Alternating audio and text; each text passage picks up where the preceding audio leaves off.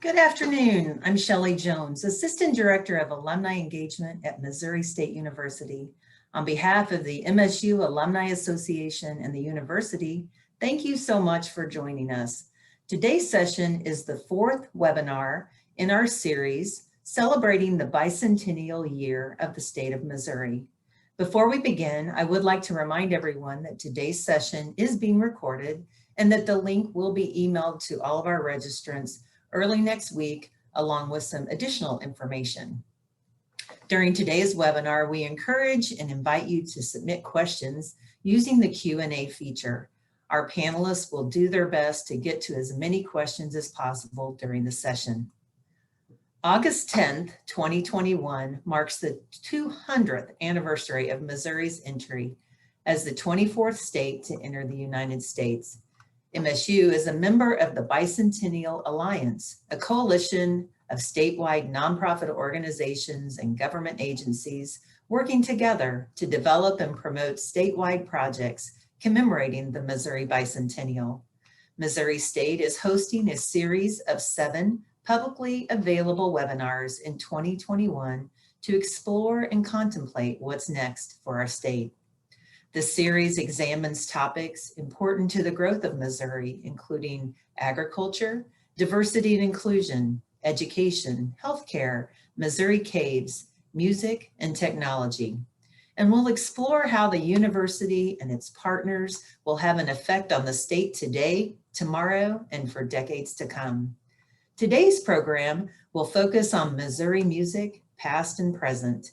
You will also be hearing more details about the American Wild Ensemble's Missouri Music at 200 statewide tour. The tour runs August 4th through the 12th, and its first stop is right here in Springfield, Missouri. To tell you more about this tour are today's moderators, Emlyn Johnson and Daniel Ketter.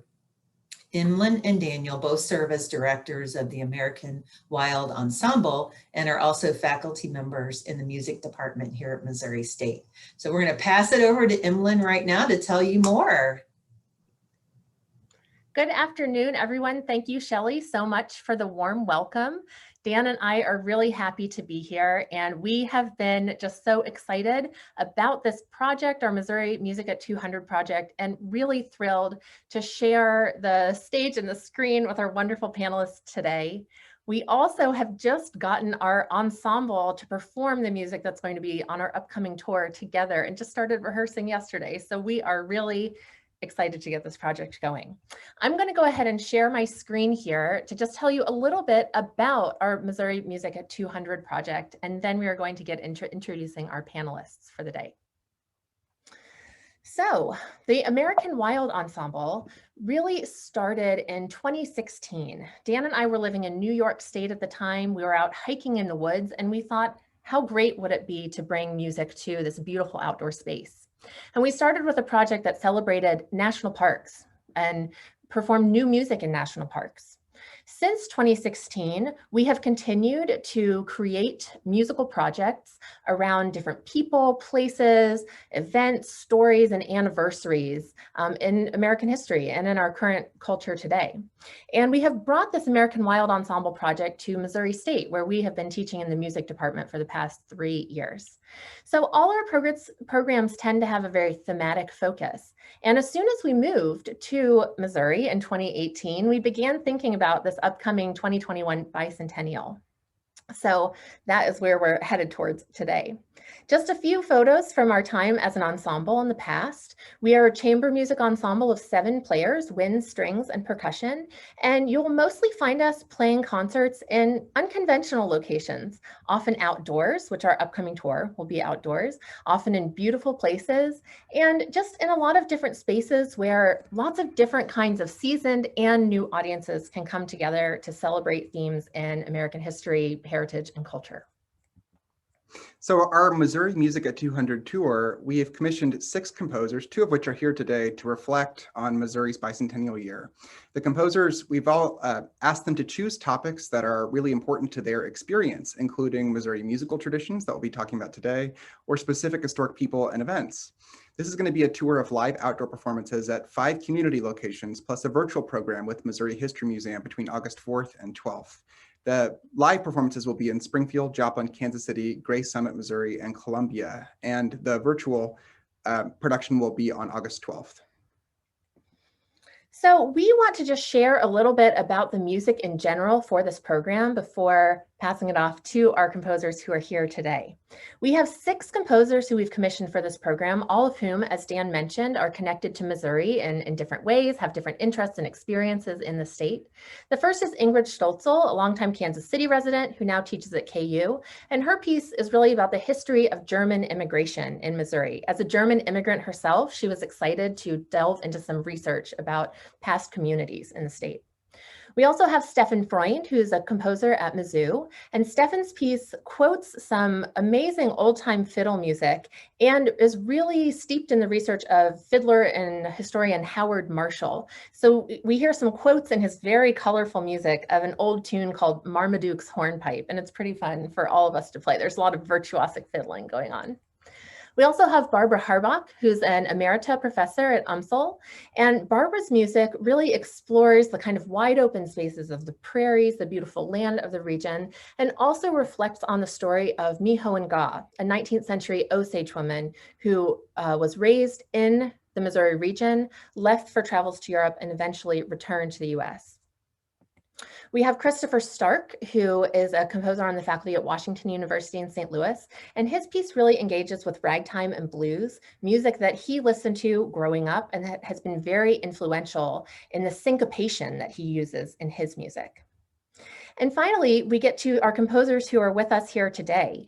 We are really excited to welcome Marcus Lewis, who is a composer and trombonist, band leader, arranger, educator in Kansas City. And Marcus has written us some really incredible music that kind of blends some of his jazz sensibilities with some of the more contemporary music sounds that our ensemble works with. And we also have Mike Murray, who's a composer here at Missouri State. And we're really excited to welcome Mike to talk more about his experience with folk music, with the Max Hunter Ozarks Folk Music Collection, and how that's really inspired the piece that we're going to be playing on tour. We also have a series of other artistic and venue collaborators for this project that we're really excited to work with. We thought that it was important to not only reflect through music on this bicentennial, but also commissioned some poets to share their words, their perspectives and experiences. So we also have poetry contributions from Glenn North, Karen Crago, and Alice Azier. And we're really just so grateful to be working with the different community partners and venues that we have on the roster around the state. Each of these programs is going to be a little bit different and geared towards these spaces, having some commentary from people involved in each of our partner organizations. So for the actual tour, you can join us for outdoor performances on August 4th at 7 p.m. at Nathaniel Green Close Memorial Park in Springfield, August 5th at 7 p.m. in the Wildcat Glades Park in Joplin, August 6th at 7 p.m. at the Brush Creek Amphitheater at the Watkins Center in Kansas City, and August 8th at 1 p.m. the Peace Park in Columbia. And the virtual program will be presented by the Missouri History Museum for people that can't make the live shows on August 12th. We'll send some more details about that soon. Great. So we wanted to just give you a little bit of background of this project as we prepare to welcome our panelists today. So I think first up we'll have Marcus. So we can have Marcus get his camera and microphone on. Welcome, Marcus. It's so hello. Great to see you. Good to see you too. We were just rehearsing Marcus's music this morning, so we are really happy to connect with you today. Marcus, we have been just so overjoyed to collaborate with you, to connect with you, and we're really excited today to let people learn more about you and your music through this webinar. So I think to get us started, we might just ask you to tell us a little bit about how you're involved in making music in Kansas City and in the state. Awesome. Well, thanks for having me. It's really a pleasure to be here. So a little bit about myself. I live in Kansas City. I'm originally from Georgia, actually, but I moved to Kansas City in 2013. And I teach at the University of Missouri, Kansas City. I teach jazz arranging, combos. I teach jazz trombone lessons. And I also run the second big band there And so also I'm a performer. I have two ensembles that I primarily perform in. One is my quintet, which we do contemporary music that I write and the music of my peers in jazz. And then I also have an 18-piece big band, where this big band is basically just an extension of the quintet. We do modern jazz arrangements, not very many standards of my music mostly and my peers' music. And then just recently, in the past couple of years with this big band, we've been doing something that I'm excited about that I'll probably talk a little bit more about later. But this big band is the first of its kind. In 2018, we recorded an album where it's the first of its kind. It's an 18-piece traditional big band, but instead of a vocalist in front of it, it has two rappers rapping in front of it. So we're combining all types of music, hip hop and jazz together, and we call it Brass and Bougie. It's a play on a rap group from Atlanta called Migos. They have a song called Bad and Bougie, so it's kind of a play on words with that. And then, of course, I freelance and compose, do a lot of arranging, do projects like the project that you guys have. And I also am the artistic director at Future Jazz, which Future Jazz is a nonprofit in Kansas City dedicated to jazz education and performance for kids in grades 6 to 12. And we do concerts around the city. I'm excited about, hopefully, maybe not in the fall, but the top of next year, we'll have a program implemented where some kids in the inner city, we're going to provide free instruments for them, and they'll be able to take music classes and do performances and, partner with the schools. As long as the kids maintain at least a B average, they can keep the instrument after they're done with the program. So I'm really excited about implementing that part into the structure of the organization. That's amazing. Thank you so much for sharing that, Marcus. That sounds awesome. I hope you'll keep us posted on all of that. Yeah, I will. Now, we of course know that Kansas City has a rich jazz history, and you are continuing that history and tradition today. And I was wondering if you might share anything that you really think of more specifically about Kansas City jazz. If there are any specific styles that you associate with it, or just anything about how jazz has played a historic role there. Oh man, great question. So Kansas City and jazz go hand in hand, and basically we wouldn't play jazz the way we do today if it wasn't for Kansas City. So for instance, I think one of the two most important things, there's lots of things that Kansas City offered to the tradition of jazz, but I think the two most important things are the walking bass. So New Orleans was the inventor of jazz, but the saying goes that Kansas City, jazz grew up in Kansas City. And it was with the fact of starting the walking bass. Before that, basses would play on every two beats, so it would give it what's called a two feel. And Kansas City style is a little bit more smooth and fluid. And there's a great bass player by the name of Walter Page. You guys should look him up, but he's kind of noted as the first person to start walking the bass, where he would play the bass on all four beats.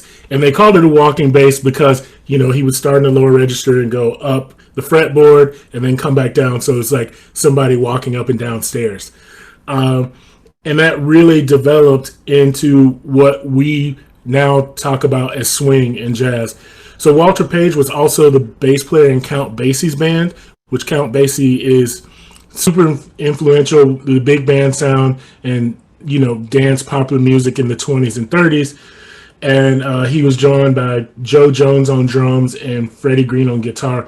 And they're kind of like the example of how to play in a rhythm section in jazz. And they were all here in Kansas City. They were literally called the All-American Rhythm Section. And so I feel like that's influential to jazz. We wouldn't play that same way if it wasn't for Walter Page. And then the second thing, the innovations of Charlie Parker, of course, in bebop. So bebop is typically, when you study jazz in schools, that's where they start. So bebop is kind of like the equivalent to Baroque music to me, where you need to be able to clearly define harmonic textures with single notes. So, it's funny, sometimes you should play some of those Bach two-part inventions and swing them, and it will start to sound a lot like jazz. So innovations of bebop and the virtuosity of Charlie Parker are essential because everyone that plays jazz has that language in their playing. Even though we're improvising on the structure and syntax of the bebop language. So without Kansas City doing that, who knows where the music would be. That's amazing. And I love to hear you compare it to Baroque music. Yeah. Like melodically, it's very similar, actually. Yeah. Because that's, more of the tradition that we kind of grew up with in school. And so it's nice to know that maybe we can play both sides also. We have to work on the cool factor, but so that's wonderful. Thank you so much for sharing that. I think I'll take it more to the present, because those are some significant innovations that, as you said, we still think of when we think of jazz, when we think of studying jazz, when we think of the standards, those are main elements that we think of. So kind of taking it more to the contemporary time, what are you excited about that's going on in Kansas City today in the jazz scene? Is there anything you recommend people check out, your projects or otherwise? Yeah, man, there's a lot going on in Kansas City right now that I'm excited about.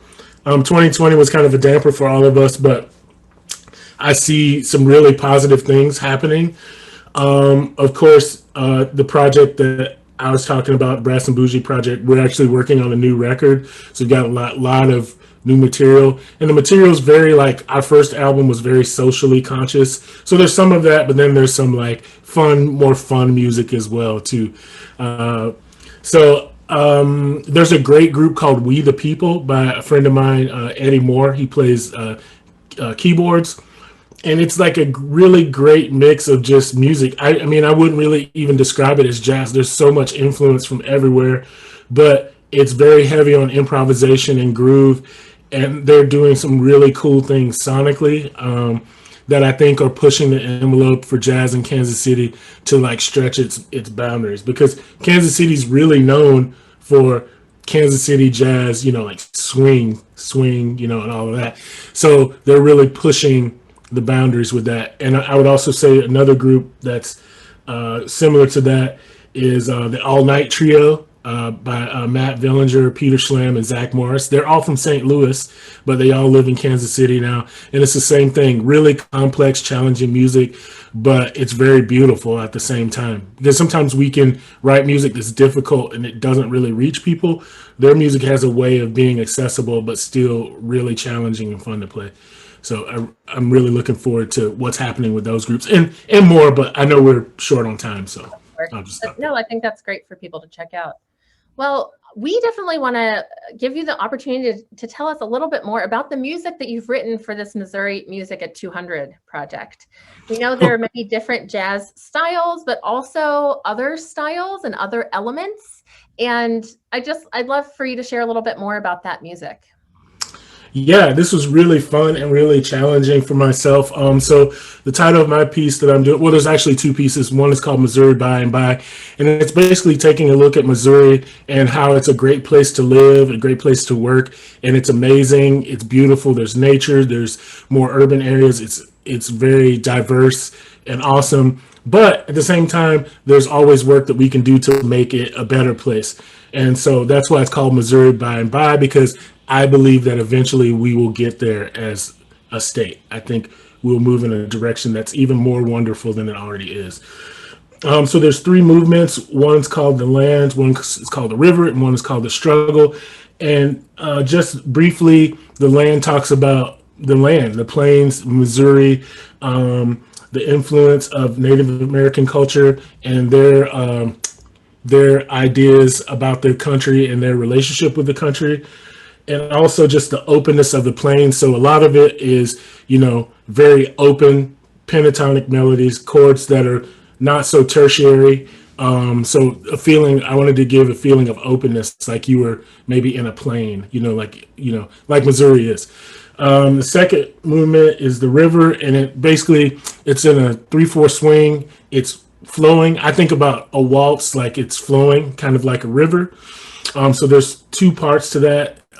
The flowing part with this beautiful melody, and then there's a part that's Afro-Cuban. So you would go like, what does Afro-Cuban music have to do with Missouri?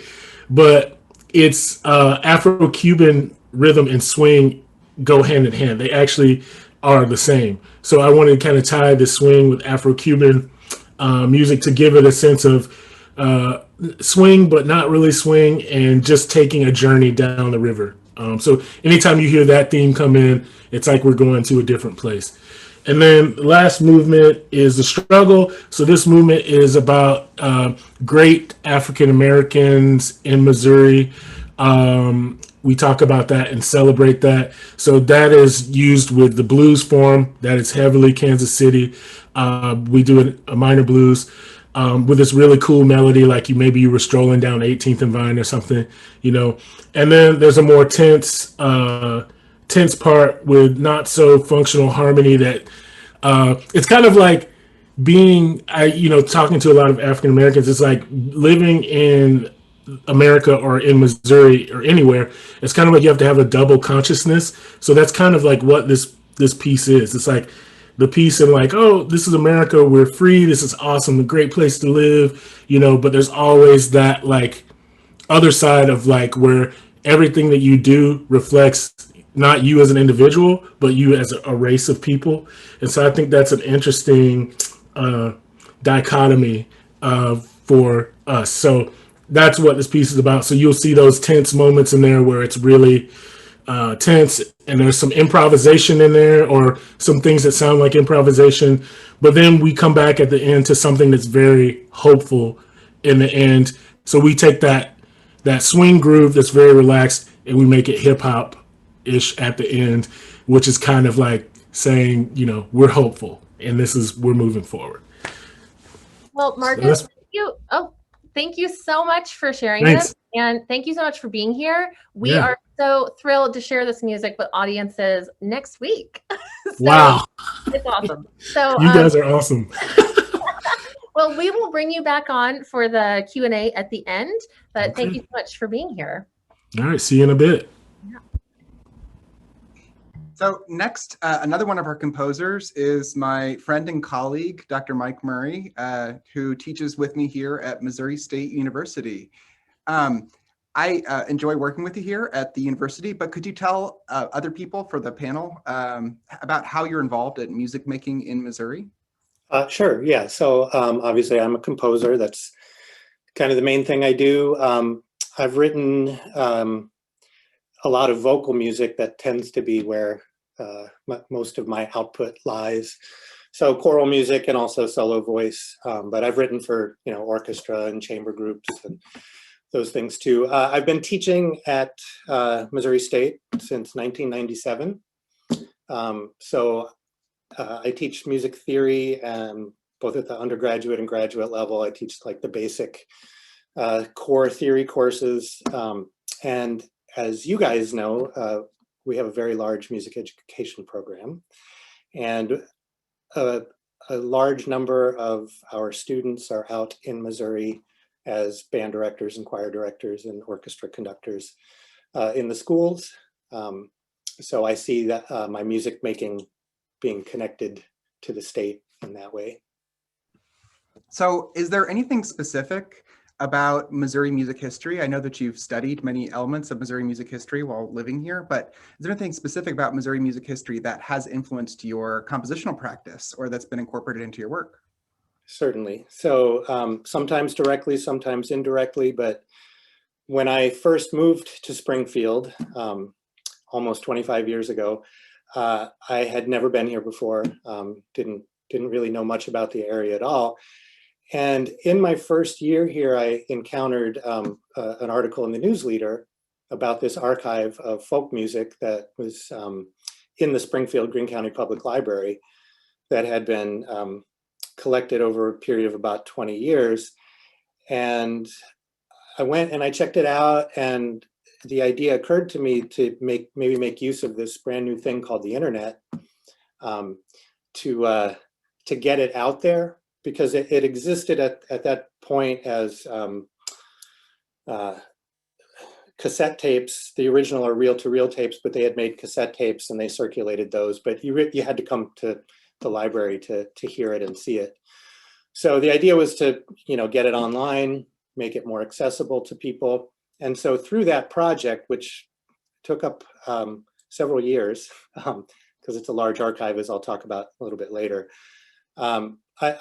It really got me into the culture of the Ozarks in particular, and it was really, I think, beneficial for me to get to know the area and get to know the area through its music.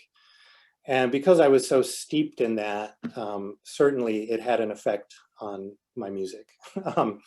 Sometimes I would directly quote tunes from the collection, but most often it's just the kind of sensibilities, I guess, that come through in some of my music.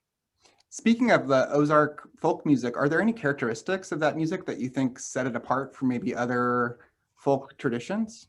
Well, interestingly, and I can speak to the Hunter collection and sort of what's in it.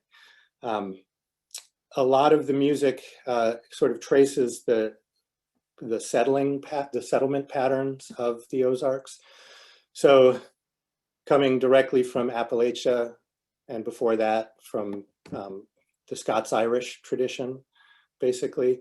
So there are a lot of old Scots-Irish ballads in the collection, which were still being sung by Ozarkers in the 1950s and 1960s. And that's the part that intrigued me the most, because there are some really interesting corruptions. Because it's an oral tradition, you know, things change and are adapted. So there are some lyrics that make reference to she was courted by 9 noble cowboys, or the Queen of Arkansas, references such as that. So there's that influence, but then also there are influences from and examples of like late 19th century parlor songs and popular music that families used to sing around the house.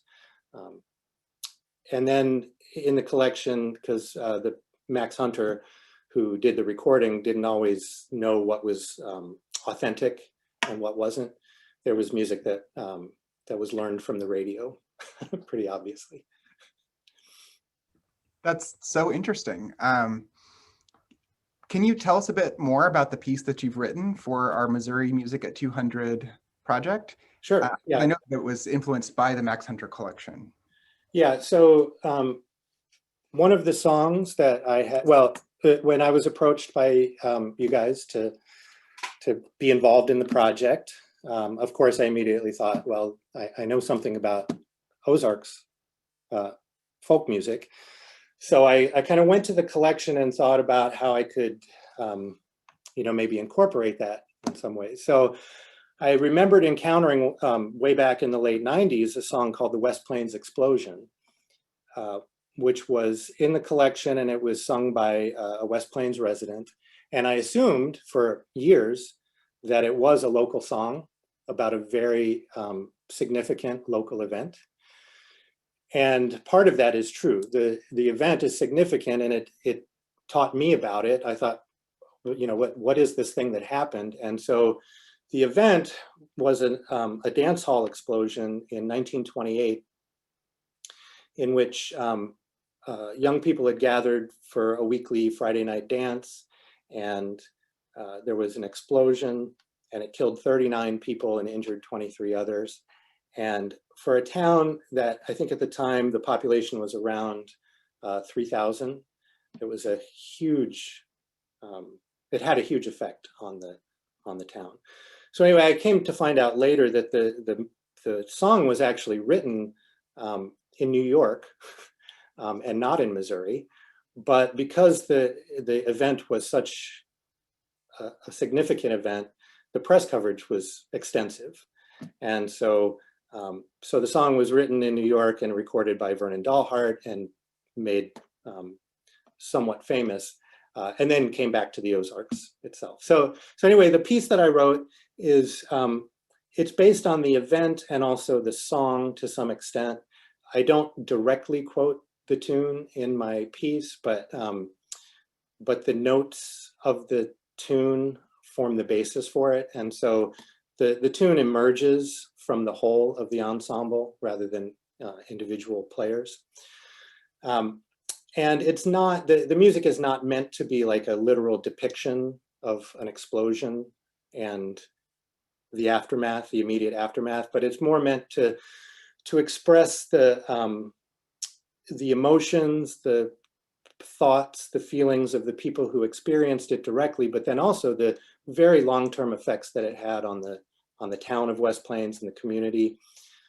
So ranging from mournful to angry to what I think is most important, hopefully, is the hopeful aspects and the sort of reawakening of the town, and moving ahead, moving on with life. I'm really happy that you shared that information with us. We had known, of course, about the inspiration behind the piece, but hearing you even speak about it for us as we're in our rehearsal process, and we're kind of wondering, is there a shred of this original tune in here? Where it's really helpful for us in our process.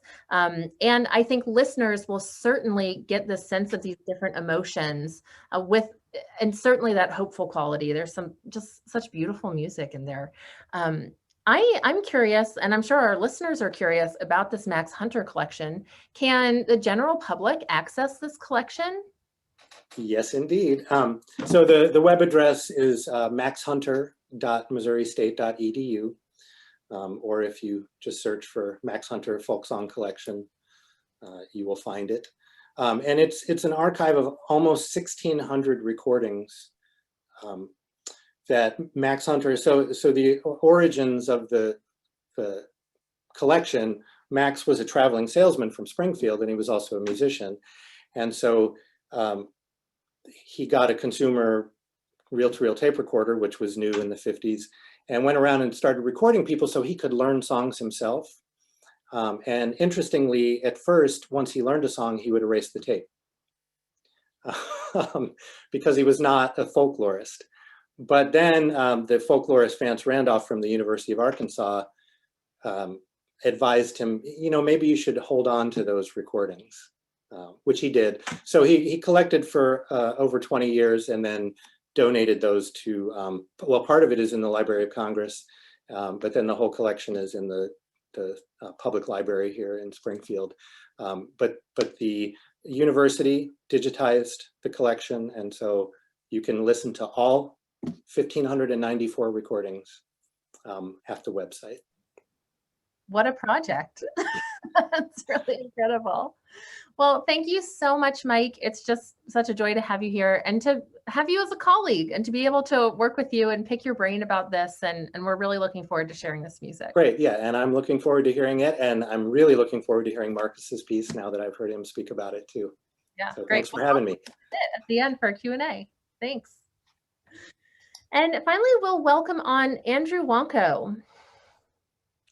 Hello. Hey, Andrew. It's so wonderful to see you and have you here. Andrew Yes. is a public historian at the Missouri History Museum in St. Louis, and we have been in conversation with him over the past year and a half or so while we've been planning this, because we have some shared interests coming up here with an exhibit Andrew's been working on. So, Andrew, as we get started, I'm curious just to hear a little bit of kind of a general information question about, as a historian, has your work often intersected with music history? Has that played a big role in your work? Yeah, so the exhibit we'll talk a little bit more about in a second is the first time I've ever really dove into a project specifically about music, but music appears throughout all of the work we do. Music is such a crucial piece of understanding any culture. I think particularly in Missouri and in St. Louis, where we've had so many different genres and musical moments that have happened within our state and our city. And so, as historians, a lot of times I feel like we like to say, oh, well, that's music history, that's immigrant history, that's food history. We use these sort of subcategories to sort of make huge things much more digestible and easy to talk about. But in reality, you can't separate it out like that. Music history is history. When you dive into the context surrounding all of this music, you're getting into some very, very huge topics. So for instance, St. Louis has a massive blues and jazz history. I mean, crucial to the nation's understanding of these genres. This is also the story of the Great Migration, which was this massive exodus of Black Americans from the South to industrial cities of the North, like St. Louis and Kansas City. You cannot talk about blues and jazz without talking about the Great Migration. So music plays a role in everything that we talk about here. It's a doorway into our shared heritage. But this is the first time I am particularly talking about music specifically in a project that I've worked on, which has been very fascinating. That's wonderful. I love that, a doorway into our shared heritage. I think, we can think about so many different entry points into understanding some broader topic. And so I'm really happy to hear that. We hope we can provide that in our music. Yeah. So we would love to hear about this upcoming exhibit, St. Louis Sound. I know this is a project that you have been working on for quite a while and have come into contact with many different people, stories, artifacts. So what kind of inspired this? And just tell us a little bit about what people are going to experience there. Yeah, absolutely. So St. Louis Sound is going to be a 6,000 square foot gallery. It opens August 28th, so about a month from now. We've done little looks at music in the past here. We've done small exhibits on ragtime. We had an exhibit about Miles Davis at this point a couple decades back, but we've never taken an overarching look at all of the popular music history in St. Louis, sort of a cross-genre, cross-era look at all of the artists that have passed through this city or called it home. So that's what we wanted to do. And this was about a decade ago. We first came up with this idea and pretty instantly realized we had bitten off way more than we can chew. Just when you look at the popular music stars who are, sort of international well-known stars, you've got Scott Joplin, Ike and Tina Turner, Chuck Berry, Miles Davis, Nelly, Josephine Baker, Albert King. I mean, we're talking like every American genre of music here. There's an international star to focus on. But then for each one of those people, there are all these local St. Louis stories that maybe aren't as widely known, but are just as important. So one person I often talk about is Henry Townsend. He was a St. Louis blues musician who recorded in each of 9 consecutive decades, from the 1920s all the way up until his death in the 2000s. He might be the only artist in history who has 9 consecutive decades of recording. He lived in St. Louis the entire time he did this. Shows up on some very famous blues recordings. The very first recording of Good Morning Little Schoolgirl, Henry Townsend is on. But he's someone even pretty in-depth blues histories will barely glance over him or might not cover him. So we wanted to talk about both those international stars as well as those sort of local figures that might not be as well known. We treated the exhibit sort of like a greatest hits album. We have the greatest hits are there, the deeper cuts, even a couple novelty tunes here and there. So there will be more than 200 artifacts from across the time span of recorded history. We have artifacts from the late 1800s all the way up to Nelly loaned us one of his studio microphones. So a pretty incredible span of music that we're covering. That is truly incredible. 9 decades of recording, wow. Yeah. Something to aspire to. So, I know that you've already touched on this a bit, but as you've mentioned, obviously St. Louis is known for blues, known for jazz. There are so many other genres, and you've already mentioned a few of these international artists, but was there anything curating and putting this exhibit together that you were really surprised to learn about music history in that area, or you think others might be surprised to learn? Yeah, I was constantly surprised to learn about these genres and artists that St. Louis maybe isn't so closely identified with. So for instance, country music. Obviously, Missouri has a very large country music history, but you rarely think of St. Louis as being sort of a center for country music. But it turns out back in the 30s and 40s, it was one of the nation's epicenters of country music.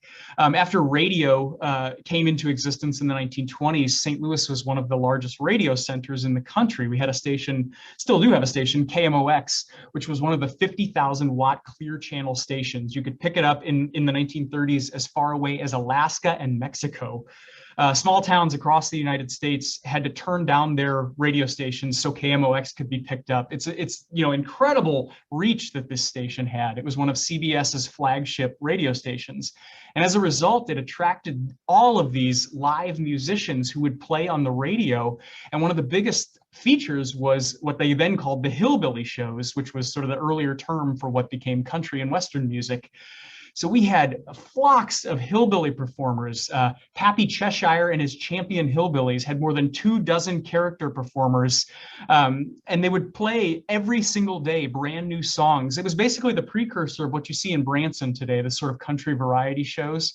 We had Skeets Yaney, who is in the Country Music Hall of Fame, Cousin Emmy, who wrote the country standard Ruby Are You Mad at Your Man. She was a live on-air performer in St. Louis in the 1930s. She played 15 different instruments live on the air every single day. This legacy hasn't really been well captured, though, because all of this music was happening live on the radio rather than recorded onto albums. And so it sort of presents a ghostly legacy in the wider story of country music. All of these people who were here doing this on the radio. Cousin Emmy, for instance, had more than 2 million listeners every single day who were listening into her, but she only ever made 2 recordings in her career because her bread and butter was performing on the radio. So these sorts of stories are just fascinating to me. Things like punk rock and the hip hop history of St. Louis, which, has only recently become old enough to actually have sort of an arc of history that we can follow. It was fascinating diving into these alongside rock and roll and blues and jazz and some of the more well-covered genres. That's so interesting. I mean, it goes to show that in any community, when we dig deeper, we find interesting things. We find many communities that are creating different meaningful work. And I think that's just so wonderful. I can't wait to go to this exhibit myself. Yeah. Thank you for sharing all this information. I know we've heard several of these, and I kind of had one general question in mind, but now I'm thinking, are there any other stories you would just love to share about anecdotes, maybe from an interview with someone or an artifact that you're particularly excited about in the exhibit? Absolutely. So in terms of artifacts, we have no shortage of incredible things to see. We've got a dress that Tina Turner wore on The Tonight Show in 1982. We have trumpets from Clark Terry and Miles Davis. 2 of the 5 trumpeters to ever win the Grammy Lifetime Achievement Award were both St. Louisans. Guitars from Chuck Berry, Albert King, a dress from Josephine Baker. But one of my favorite artifacts is one that I stumbled across, and it is a fascinating story. So we defined the starting point of popular music as the dawn of recorded sound in the late 1800s. In 1877, Thomas Edison invented the phonograph, the first device to successfully record and play back music. The very next year, in June of 1878, one of those phonographs was being demonstrated here in St. Louis, and the tinfoil recording that was made that day is now the oldest American sound that we can hear in modern times. It was just added to the Library of Congress, their registry of recordings last year. We have the actual tinfoil that will be on display, the oldest American sound recording we can hear. This is an incredible artifact, and this was a story I had no idea even existed. The artifact itself lives in the collections of the Museum of Science and Innovation in Schenectady, New York, which is the headquarters of General Electric, which Thomas Edison helped found. So what it contains is a St. Louis newspaper journalist named Thomas Mason. He was one of the first 10 people in the country to buy a phonograph. He paid $95 for it in 1878, an incredible amount of money at the time. It contains him reciting Mary Had a Little Lamb and then playing a cornet. And also he messes up the words to Mary Had a Little Lamb, so it's the world's oldest blooper as well. So it's this fascinating object. When you think about this thing, this is a common ancestor to every piece of recorded music any of us have ever heard since. Millions upon millions of songs that are out there today, and they all can trace back their lineage to these earliest fleeting moments of recorded music. So that's a fascinating story that I sort of stumbled upon in the course of research, and I couldn't believe that the Museum of Science and Innovation was so kind as to loan us this tinfoil recording, which is really, really going to be fun for people to see. That's amazing. That's Yeah. Oh my gosh, what a joy it must be to just find these stories, dig up these stories, meet with so many different people. Oh, that sounds wonderful. I'm sure a big undertaking also. So kudos to you. Yes, a massive undertaking. Yeah. One kind of wrapping up question I'm curious to hear about, and I think you touched on this really at the beginning of this segment, but has working on this exhibit, diving so deeply into the music history of this region, has this changed anything about how you perceive Missouri history?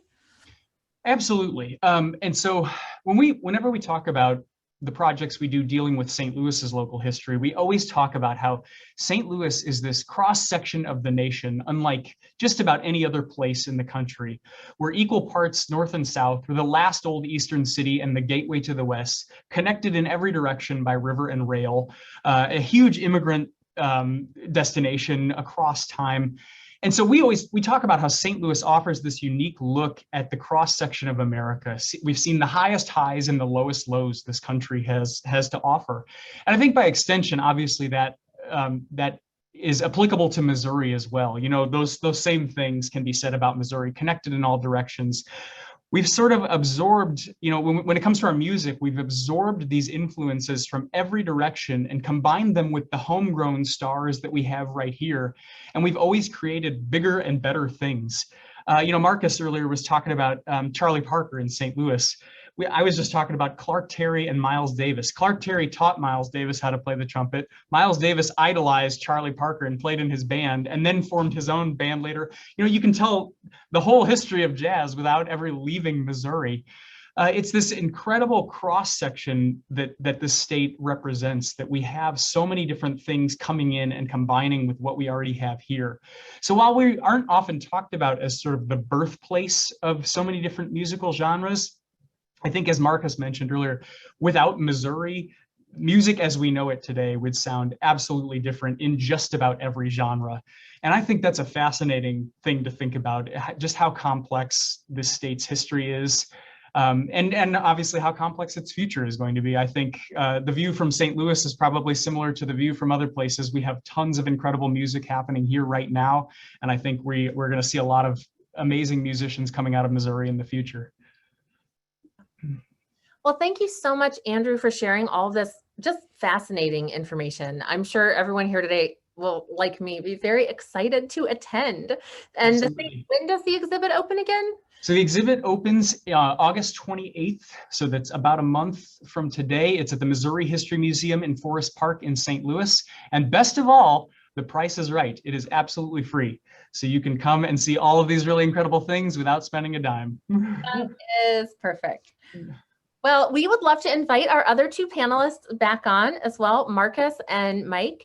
And we thought we might just toss out kind of a wrapping up question for everyone. Yeah, and especially if anybody has any questions while we're wrapping up that they want to put in the chat, we'll be sure to address those as well. Before we pose our final question to our three panelists, I did want to answer one just logistics question that came up about whether the concerts will be recorded for CD production. Currently, we are working on a recording project for our Missouri Music at 200 program that will be shown in part with the Missouri History Museum on August 12th in a virtual event, 6:30 p.m.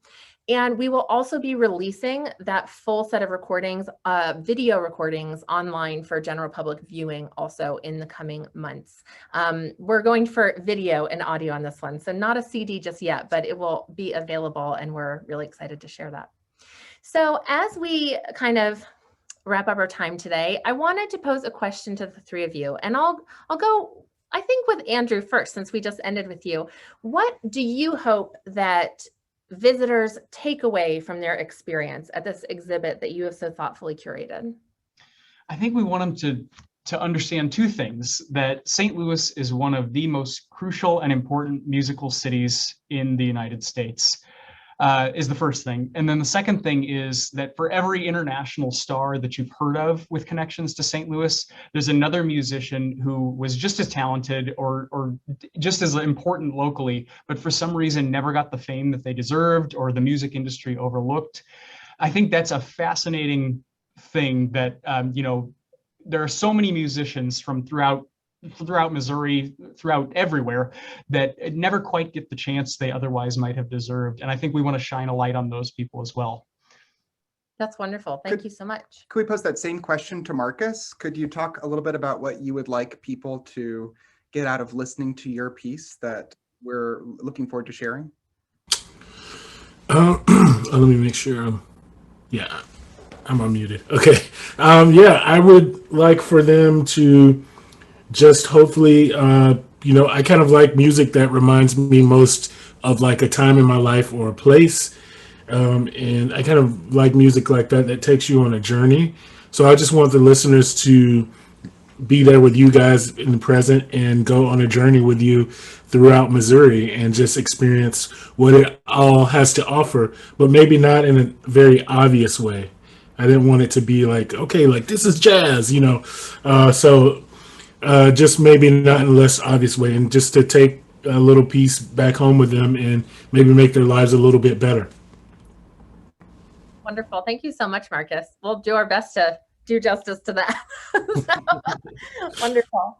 And Mike, we'll pose the same question to you, but we did have one other question that a more specific Ozarks related question that had come in about the Ozark Jubilee. Oh, sure.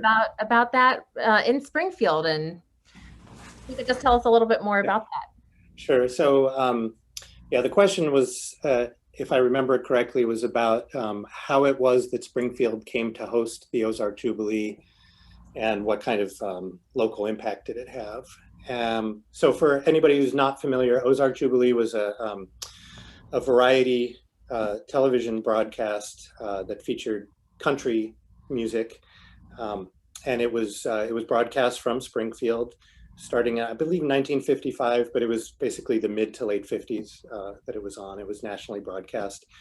And it featured a lot of local artists, but then there was also, each week, there would be at least one nationally known guest artist. And so, I mean, big names in country music, Patsy Cline, and Carl Perkins made his television debut on this show. Anyway, so it was recorded at the Jewel Theater, which no longer exists, but I believe it was located on the square in downtown Springfield. So the way that it got here was that it was born here.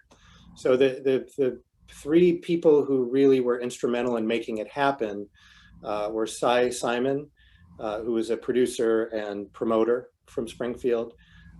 Then some names that Springfieldians are probably familiar with, Ralph Foster, who was the director of KWTO, which was a radio station and now the namesake of the Ralph Foster Museum, and Lester Cox, businessman. So the three of those were Springfieldians, and it was their brainchild. They made it happen. So that's why it was in Springfield. And as far as the impact, it brought prominence to a lot of our local country artists, and also, brought some national coverage to Springfield.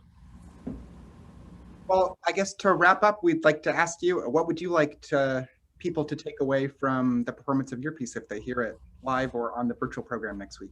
Sure. Well, one of the main things is for people to maybe, if they're interested, explore the history of this event, the West Plains Dance Hall explosion from 1928. Because people that I talk to around, unless they're from West Plains or have a connection to West Plains, almost nobody is aware of this thing that happened. And I want it to be a reflection on, what kinds of effects tragedies have, not just in the immediate moment, but for years, decades on down the road. Thank you so much for sharing all this thoughtful music and all the wonderful work you have been doing on all of this. We are hoping with our program, sharing a really varied program that is inspired by all different topics, perspectives, musical traditions, all these different things. We're kind of hoping for the same, that by scratching the surface here, maybe it opens that door for people to learn more about the history, learn more about different communities, different styles of music, and importantly, to show the continued excellence of music making today in Missouri. So many wonderful things that are happening that we're really excited about sharing. So thank you so much, everyone. We just really appreciate you being here, Marcus, Mike, and Andrew, and are so happy to connect with all of you, to share this wonderful music of yours, to share your expertise, and And we hope to see people at our live outdoor concerts over the next week. It's supposed to cool off a little bit in Missouri, we're hoping. So we hope to see, yes, we're hoping to see you all at one of our live performances. Please don't hesitate to reach out if you have any questions. You can check us out at musicandtheamericanwild.com, learn more about all the composers involved in today's program, and we will turn it back over to Shelley. Thank you so much. All righty. Thank you, panelists. You were fabulous. How interesting. Thank you so much. And thank you to our viewers who joined us this afternoon. Great job, everyone. We hope that you enjoyed today's program and invite you to join us for our remaining webinars. Our next Missouri Bicentennial session is going to be on September 23rd, when we'll be exploring teacher education. So everyone, we're going to say goodbye. Have a great afternoon and celebrate that 200th. Have a good one. Bye-bye.